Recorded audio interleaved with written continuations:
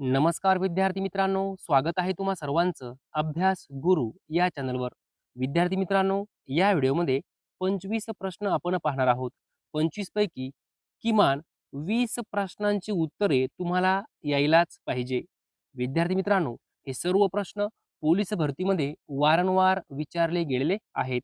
पहा, या ठिकाणी प्रश्न पहिला आहे, एकदा, दोनदा, तीनदा, हजारदा ही कोणती क्रियाविशेषणे आहेत?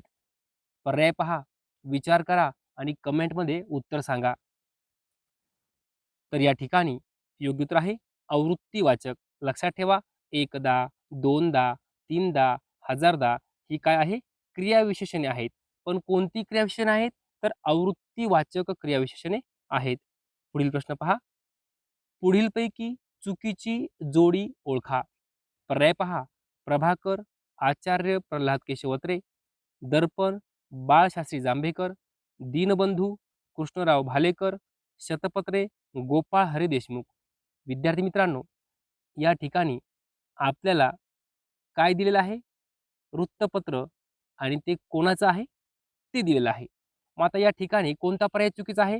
तर पहा, या ठिकाणी प्रभाकर हे कोणाचं वृत्तपत्र आहे? तुम्ही मला कमेंटमध्ये सांगायचं आहे. पण या ठिकाणी आचार्य प्रल्हाद केशव अत्रे असं दिलेलं आहे. हे बरोबर आहे का? तर मित्रांनो, हे चुकीचं आहे. कारण प्रभाकर हे वृत्तपत्र कोणाचं आहे ते तुम्हाला कमेंट करून सांगायचं आहे. मी तुम्हाला एक ट्रिक सांगतो, त्या ट्रिकवरनं तुम्हाला सांगायचं आहे. काय म्हटलं आहे? प्र-भा-क-र. आता या ठिकाणी 2 नंबर शब्द अक्षर काय आहे? भा. भा.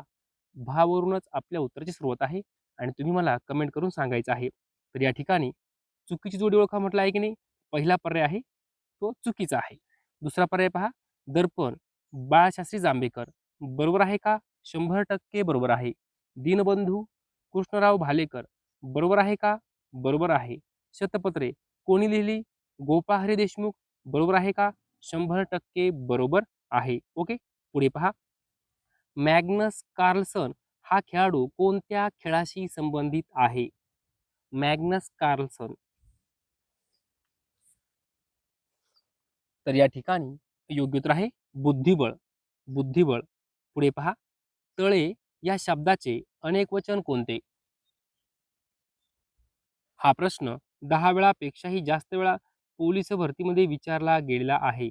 तळे या शब्दाचे अनेकवचन कोणते? योग्य उत्तर आहे तळी. तळे, तळी. पुढे पहा, खरे खोटे या सामासिक शब्दाचा समास ओळखा. खरे खोटे. या ठिकाणी योग्य उत्तर आहे द्वंद्व समास. खरे खोटे द्वंद्व समास. पुढे पहा, मराठी व्याकरणानुसार एखाद्या अक्षराचा उच्चार करण्यास जो कालावधी किंवा वेळ लागतो त्यास डॅश डॅश म्हणतात. काय म्हणतात? मराठी व्याकरणानुसार एखाद्या अक्षराचा उच्चार करण्यास जो कालावधी किंवा वेळ लागतो त्यास काय म्हणतात? तर मात्रा म्हणतात. काय म्हणतात? मात्रा.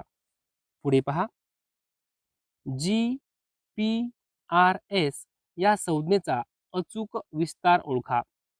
जी-पी-आर-एस. तर पहा, general packet radio service. GPRS, general packet radio service. पुढील प्रश्न पहा, हडप्पा संस्कृतीतील खालीलपैकी कोणत्या ठिकाणी नांगरलेल्या शेतांचा पुरावा मिळाला आहे? तर या ठिकाणी योग्य उत्तर आहे कालीबंगन.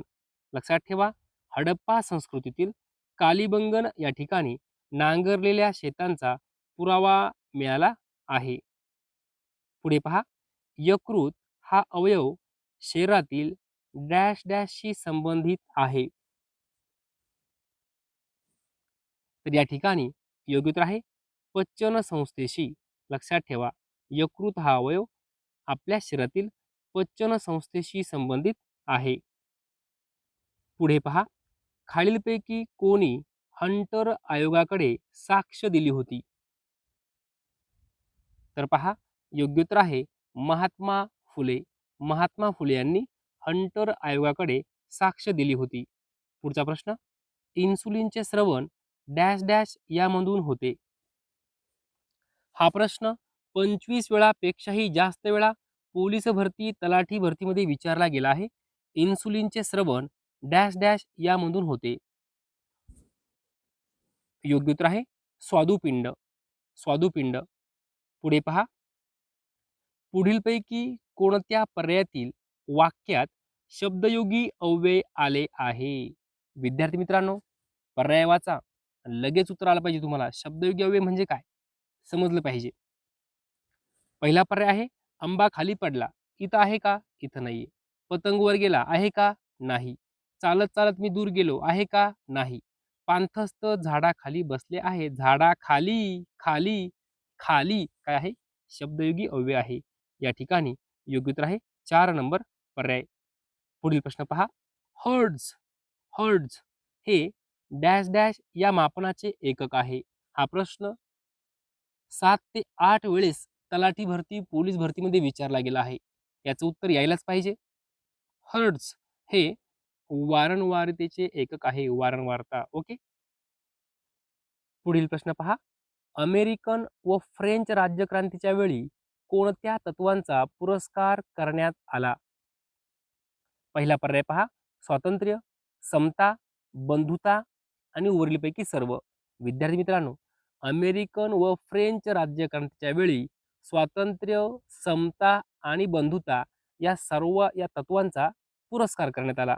म्हणून या ठिकाणी योग्य उत्तर आहे वरील सर्व. पुढील प्रश्न पहा. यद्यपि हा शब्द कोणत्या भाषेतील आहे? यद्यपि. योग्य उत्तर आहे संस्कृत. यद्यपि हा शब्द संस्कृत भाषेतील आहे. परभणी या शहराचे जुने नाव काय होते? योग्य उत्तर आहे प्रभावती नगर. परभणी या शहराचे जुने नाव प्रभावती नगर.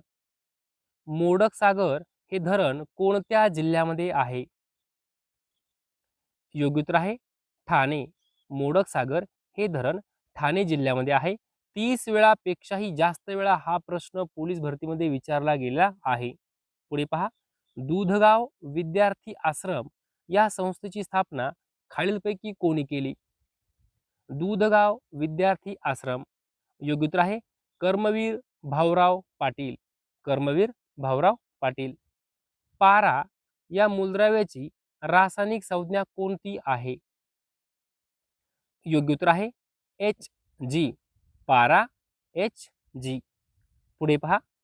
महाबळेश्वर जिल्हा सातारा या ठिकाणी कोणती नदी उगम पावते? उत्तर यायलाच पाहिजे. योग्य उत्तर आहे कृष्णा. महाबळेश्वर जिल्हा सातारा या ठिकाणी कृष्णा नदी उगम पावते. पुढे पहा. स्वयंचलित वाहनातून कोणता विषारी वायू बाहेर पडतो? योग्य उत्तर आहे कार्बन मोनॉक्साईड. Carbon monoxide. पुढे पहा. महाराष्ट्र शासनाने कोणत्या वर्षी सामाजिक वनीकरण विभागाची निर्मिती केली? योग्य उत्तर 1982.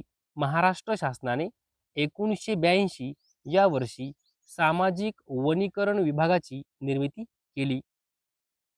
त हा कोणत्या विभक्ती प्रकार आहे? त हा कोणता विभक्ती प्रकार आहे? योग्य उत्तर आहे सप्तमी. सप्तमी. पुढे पहा. ओझोन दिन. ओझोन दिन खालीलपैकी कोणत्या दिवशी साजरा केला जातो? योग्य उत्तर आहे 16 सप्टेंबर. 16 सप्टेंबर. पुढे पहा. बंब हा शब्द कोणत्या भाषेतील आहे? बंब हा शब्द कोणत्या भाषेतील आहे? तर या ठिकाणी योग्य उत्तर आहे पोर्तुगीज. पोर्तुगीज. विद्यार्थी मित्रांनो, आपला शेवटचा प्रश्न आहे. खालीलपैकी कोणता पर्याय चुकीचा आहे? पहिला पर्याय पहा. Justice of the peace Jagannath Shankar Sheth. विद्यार्थी मित्रांनो, जगन्नाथ शंकर शेठ यांना जस्टिस ऑफ द पीस ही पदवी दिली होती. बरोबर आहे का? बरोबर आहे. मुंबईचा अनभिषिक्त सम्राट असं जगन्नाथ शंकर शेठ यांना म्हटलं जायचं. बरोबर आहे का? बरोबर आहे. मुंबईचा शिल्पकार जगन्नाथ शंकरशेठ. बरोबर आहे का? तर विद्यार्थी मित्रांनो, मुंबईचा शिल्पकार असं जगन्नाथ शंकरशेठ यांना म्हटलं जायचं. ओके, म्हणजे म्हटलं जातं. तर तिसरा पर्याय सुद्धा बरोबर आहे. म्हणजे तीनही पर्याय काय आहे? बरोबर आहे. Justice of the peace Jagannath Shankarshet, मुंबईचा अनभिषिक्त सम्राट जगन्नाथ शंकरशेठ आणि मुंबईचा शिल्पकार जगन्नाथ शंकरशेठ. म्हणजे असं या त्यांना पदव्या दिलेल्या आहे. ओके, तर या ठिकाणी आपलं काय विचारलं आहे? कोणता पर्याय चुकीचा आहे? तर तीनही पर्याय बरोबर आहे. म्हणून योग्य उत्तर आहे यापैकी नाही. वहीमध्ये लिहून ठेवा. यावर वारंवार प्रश्न विचारला गेलेला आहे. जस्टिस ऑफ द पीस खालीलपैकी कोणाला म्हटलं ते? जगन्नाथ शंकरशेठ. मुंबईचा अनभिषिक्त सम्राट असे कोणाला म्हटलं ते? जगन्नाथ शंकरशेठ. आणि मुंबईचा शिल्पकार असे कोणाला म्हटलं ते? जगन्नाथ शंकरशेठ. असे वारंवार प्रश्न विचारले गेले आहेत. जर तुम्हाला हा व्हिडिओ आवडला असेल तर नक्की लाईक करा, शेअर करा, सबस्क्राईब करा. धन्यवाद.